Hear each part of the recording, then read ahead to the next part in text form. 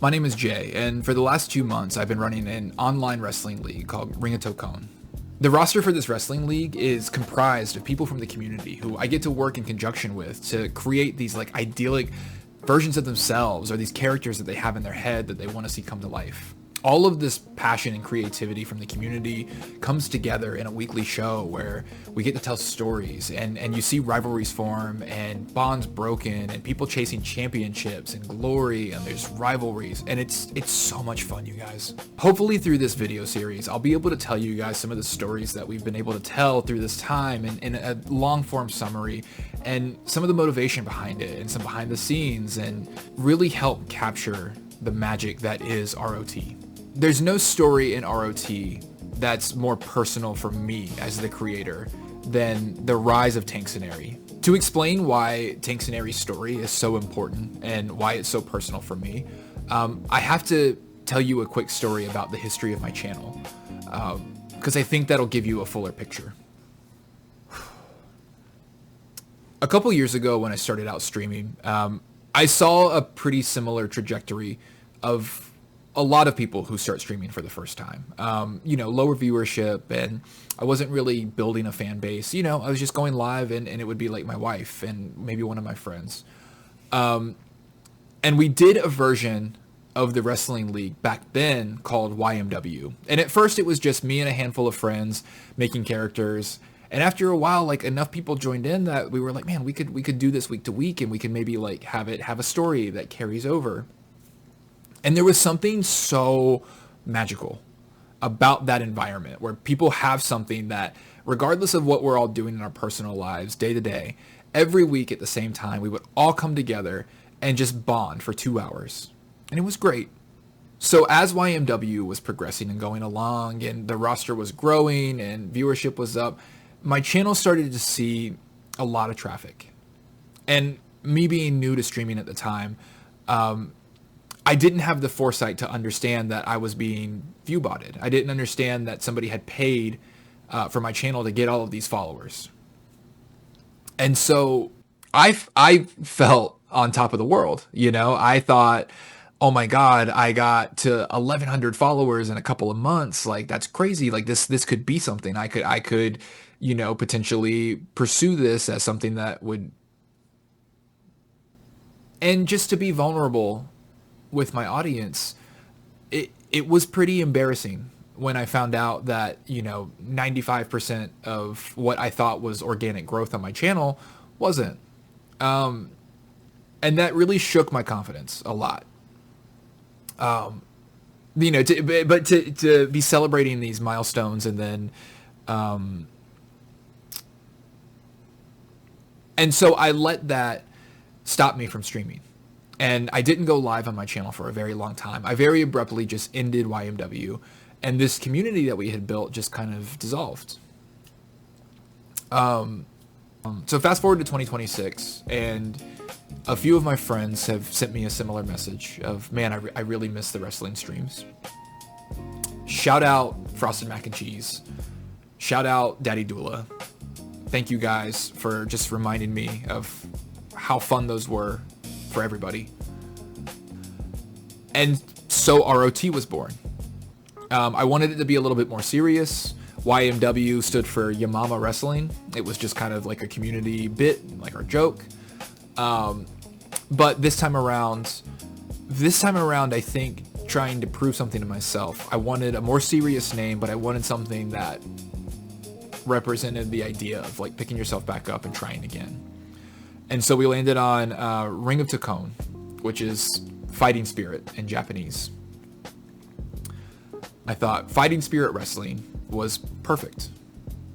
And with the context of how ROT came into existence, the story of Tank really resonated with me, not just as the creator, but as a viewer.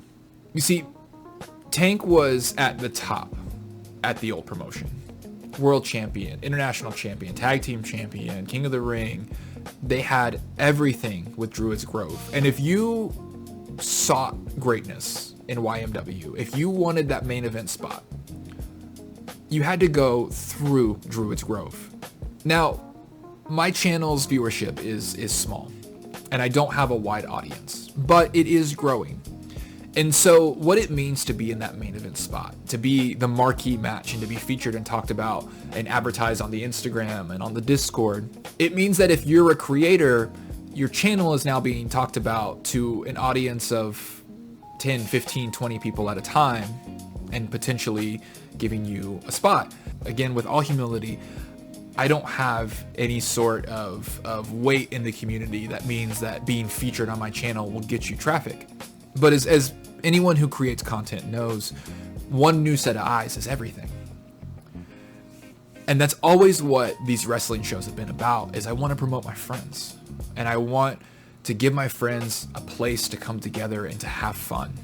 I want my friends' viewers to have a place to come and have fun and to have exposure to other channels and just build this web of cross promotion.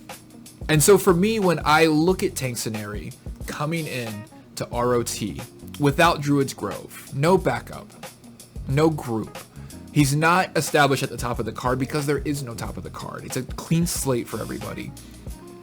I felt a sense of connection to the character because in the same way that this was his chance to prove that he could just do it on the weight of his fighting spirit, I could do it on the weight of my fighting spirit.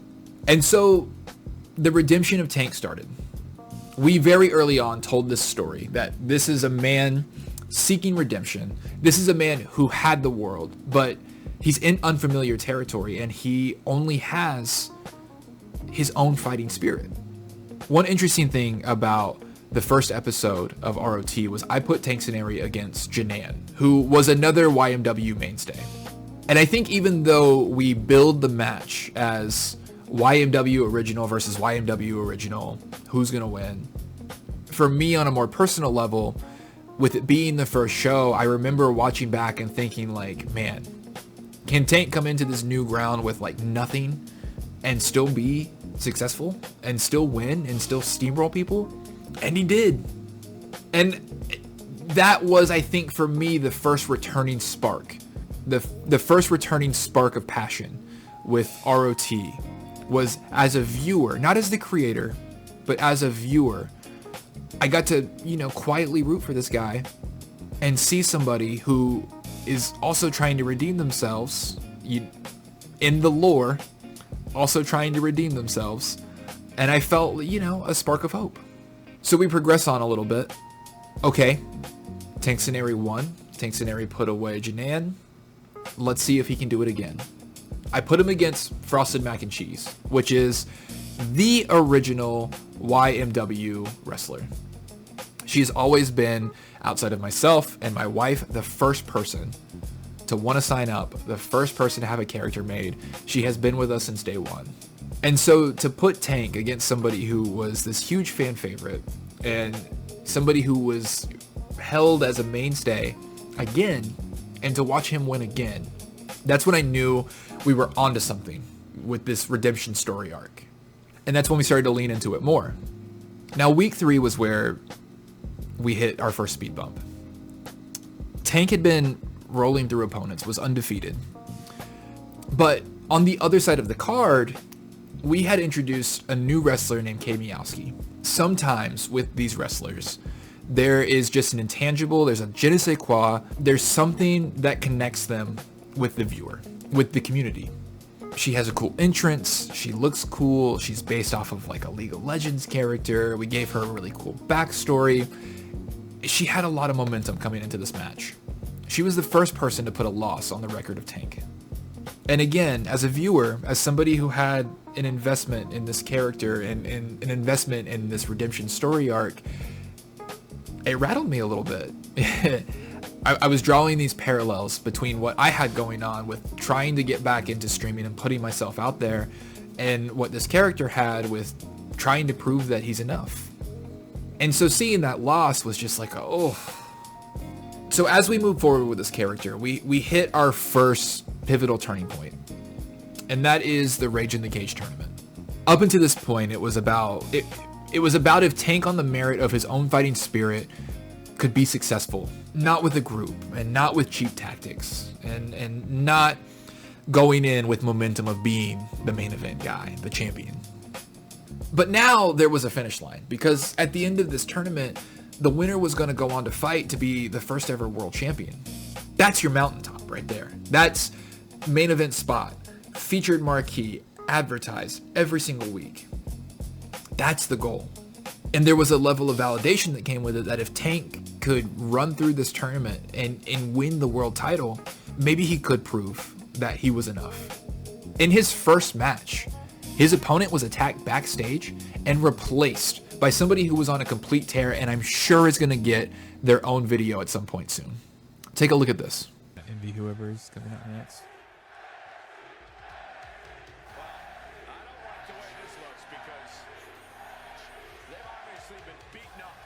Oh!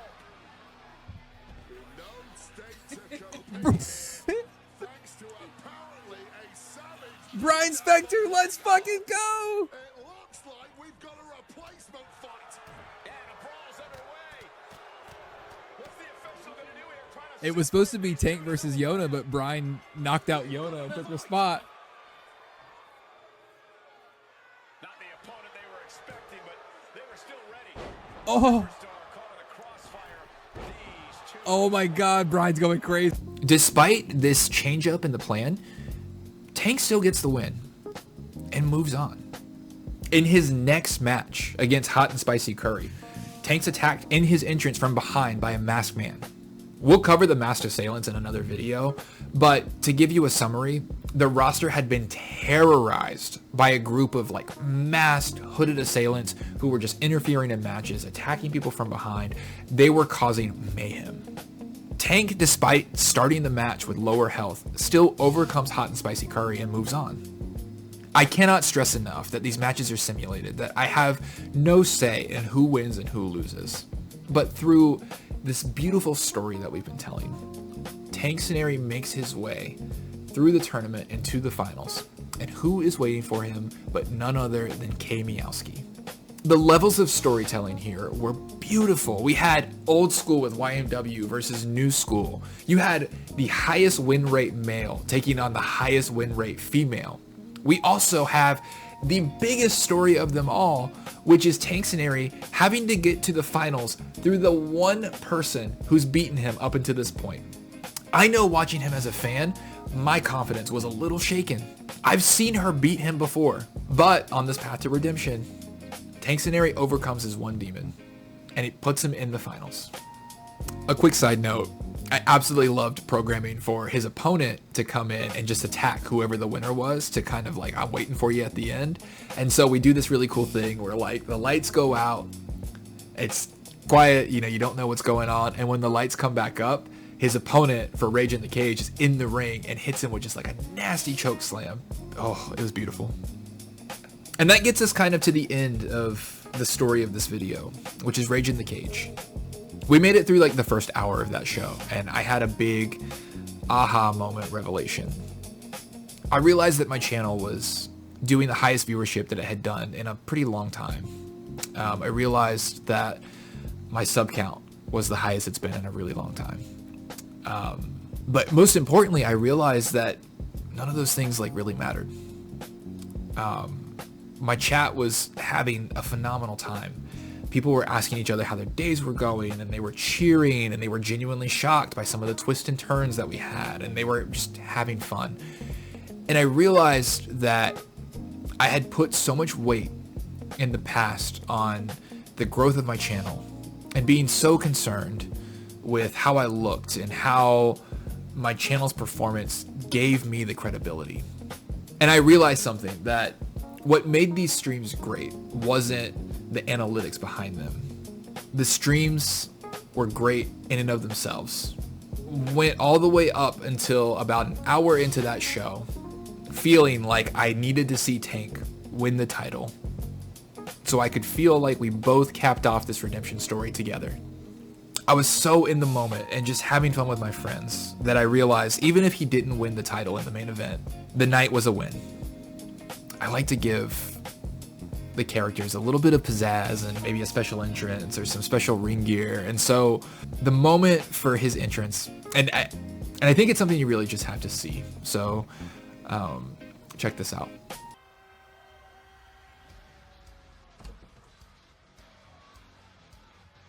Let's go.